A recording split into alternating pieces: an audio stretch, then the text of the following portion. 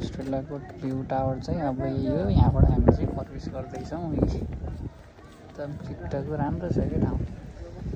आज टोलीहरू नि आउनु हुँदो रहेछ पिकनिक खान यताउता।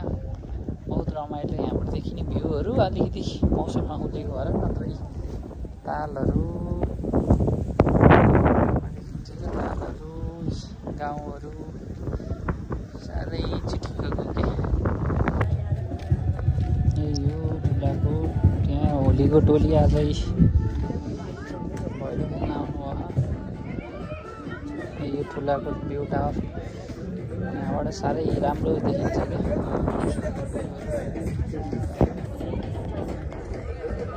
एकदम राम्रो भ्यू देखिन्छ क्या यहाँबाट। राम्रो छ ठाउँ एकदम। चिटिक्कको पानी परिदियो कि घाम पानी भइरहेछ। पानी पर्यो हजुर ठुलाकोट भ्यू टावरमा। ल हेर्नुहोस् राम्रो रहेछ एकदम राम्रो है। मलाई चाहिँ राम्रो लाग्यो ठाउँ ठुलाकोट भ्यू टावर चिटिक्कको। ल हेर्नुहोस् गाइज यही हो मैले लिएको ठुलाकोट भ्यू टावरबाट है गाइज।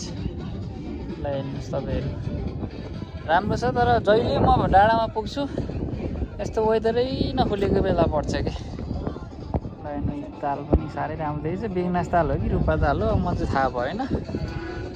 बडो राम्रो छ। ल हेर्नुहोस् ठुलाकोट भ्यू टावर यही हो राम्रो छ।